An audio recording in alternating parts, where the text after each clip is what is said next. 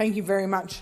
I too rise to speak on the report from the Senate Select Committee on Disaster Resilience, Boots on the Ground Raising Resilience. It was an honour to be part of this committee and to hear from the many passionate, committed Australians who participated in the hearings, sharing their experience and sometimes sharing their trauma. I thank the Chair, who listened to the suggestions from all of the committee about where public hearings should be held, what topics we needed to examine, and how the committee would be run. We heard from a range of witnesses right across Australia and also in New Zealand. The fact we had 174 submissions from individuals, government agencies, not-for-profits, volunteer organisations and charities demonstrates the wide interest in this issue and the community's desire to find better solutions. We held 17 public hearings throughout Australia, hearing from councils, volunteer organisations, mental health groups, country and state fire brigades and emergency services, state and federal government departments and agencies, and the Australian Defence Force, universities and service clubs. We travelled to areas impacted by severe flooding, such as Lismore and Ballina, where we heard of the significant burden on local governments to deal with community trauma while also commencing the repair and recovery and rebuild of vital infrastructure. In Fitzroy Crossing, we heard of the challenges of dealing with very remote and Indigenous communities that can often be cut off for significant time, with the challenges of managing evacuees and their needs, as well as the resupply of isolated towns. We visited the James Cook University Cyclone Testing Centre to see how the Independent Research Authority tests and reviews the performance of buildings and infrastructure in cyclones and other high wind events.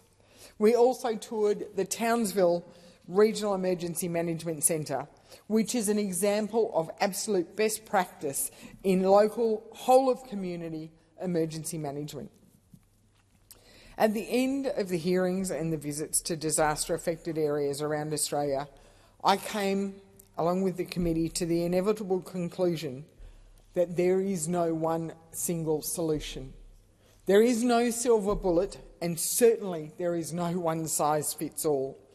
Disasters vary in their delivery and their impact, and communities can and do respond in the most amazing ways, unique to their needs, but showcasing the Australian compassion and desire to help their mate.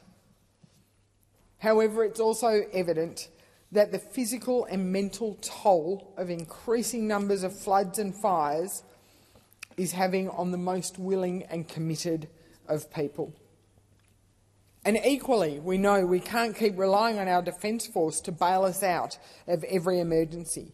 We must better equip and prepare our communities to help themselves. One of the most common themes we heard, which my colleague Senator Lambie touched on, was the need for local councils to be included in every aspect of disaster preparation, recovery and rebuilding for their communities. Because at the end of the day, they are the ones on the ground. They are the ones receiving the phone calls and the calls for help. We need to make sure they are supported with preparation training and, in post-disaster, compensated in a timely manner. Byron Bay Council suggested that local communities be given training in emergency coordination, risk mitigation and management and identification to assist in preparation. We also heard from Disaster Relief Australia, who Senator Lambie spoke about, with their ability in preparedness exercises, and we have recommended that Disaster Relief Australia be incorporated into our national disaster response arrangements. We also heard too often how local councils were left with the job of repairing roads and infrastructure quickly, ensuring services were up and running as fast as possible, but they were also expected to meet the costs of doing so up front in the hope that the compensation would eventually flow through. And to be fair, it usually does. But the time lag between the two examples cannot be met all the time.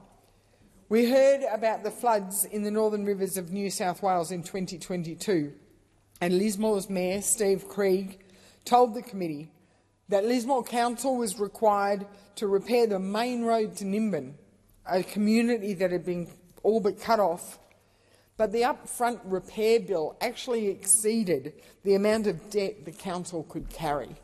And this is an issue that has led to one of our recommendations to allow a certain portion of disaster recovery funding to be apportioned up front or paid out up front.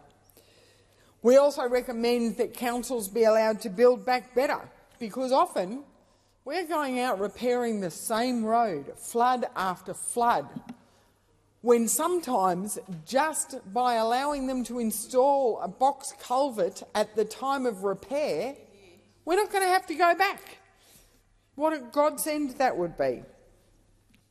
So we have recommended that the DRFA guidelines be tweaked and improved.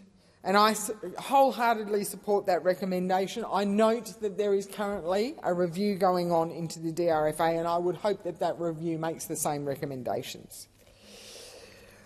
Senator Lambie spoke about the serious concern, and one that's not easily fixed, about the declining number of volunteers across Australia. And I thank every single volunteer that currently works with state emergency services, country fire authorities, rural fire authorities and similar organisations, including our charity organisations. We have a time-poor society, and often volunteering doesn't easily fit. But we know that there are measures we can take. There were some recommendations put forward to the committee about things like potentially looking at tax rebates or funding for professional development training that isn't met by a volunteer authority, but maybe someone upgrading from a general driver's licence to a medium rigid driver's licence will enable them to be able to drive one of the rural fire service trucks. So we urge the government to look at those sorts of suggestions. Because, as the report says on page 62, getting boots on the ground is important. But we also acknowledge that so too is the mental health of our volunteers and our first responders.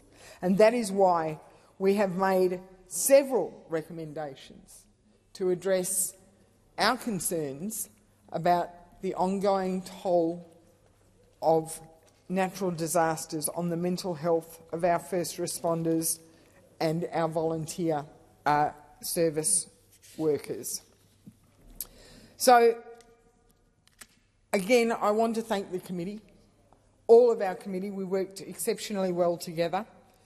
We were very respectful in the way we went about this, because emergency response is beyond politics. Emergency response is something that we need to do better at, noting that there is, as I said earlier, no silver bullet. I want to thank the committee secretariat, who did an outstanding job getting us to some very remote areas of Australia and making sure that none of our time was wasted and we heard from the right people in the right places. Because we know that natural disasters will happen again, and we know they will always be a challenge. But the evidence we have been provided and that has been captured in this report does provide a platform that, if adopted, we will do better next time. Thank you very much.